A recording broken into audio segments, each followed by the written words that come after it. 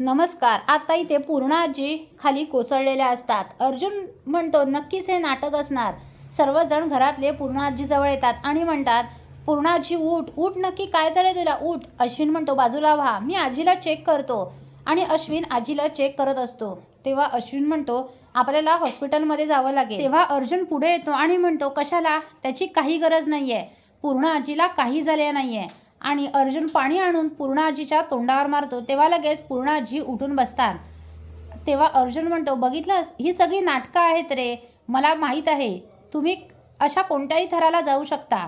तेव्हा लगेच अर्जुन म्हणतो पूर्णा आजी तुला माझी शपथ आहे, तुला सांग असं नाटक करायला कोणी सांगितलं होतं, खरं खरं सांग, मी माझी तुला शपथ घातली आहे, जर तू शपथ मोडलीस तर मला काहीतरी होईल. तेव्हा पूर्णा आजी घाबरते आणि म्हणते मला हे तन्वीने करायला सांगितलं होतं.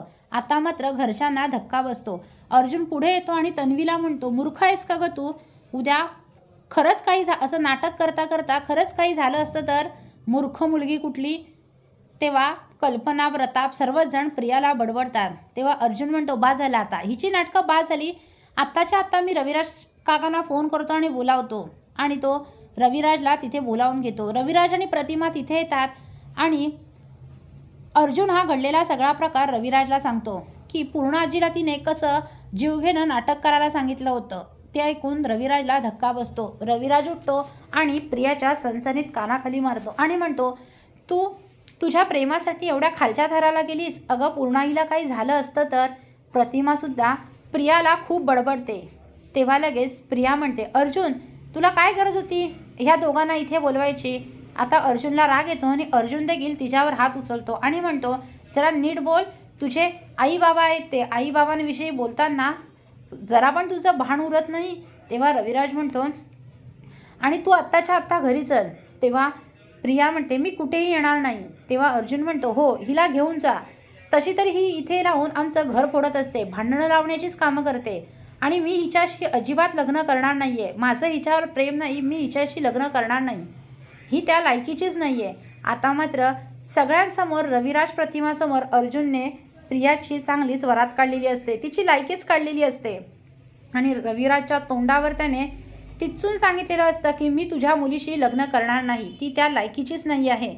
आता अर्जुन असं बोलतात रविराजला मोठा धक्काच बसतो. रविराज अर्जुनवर जोरात ओरडतो अर्जुन काय बोलतोयस तू, हे माझ्या मुलीबद्दल बोलतोयस, जरा नीट शब्द सांभाळून बोल.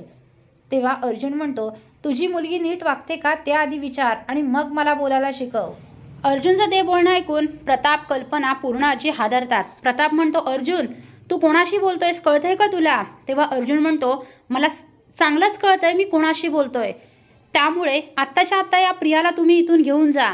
मी हिच्याशी कधीच लग्न करणार नाही, या जन्मात काय पुढच्या कोणत्याच जन्मात मी हिच्याशी लग्न करणार नाही. माझं सायलीवर खूप प्रेम आहे, मी हिच्यावर कधीच प्रेम करू शकत नाही, ही त्या लायकीचीच नाहीये.